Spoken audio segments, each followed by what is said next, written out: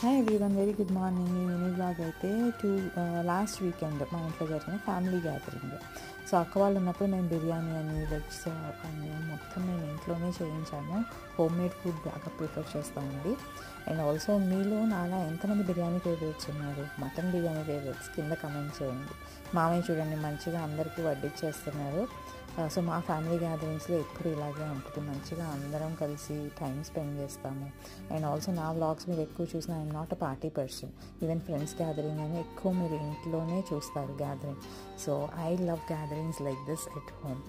And so ఆ రోజైతే ఇంట్లో మంచిగా మంగళగిరి నుంచి ఒక షెఫ్ వచ్చారు. సో ఆయనతో ఇవన్నీ చేయించాము.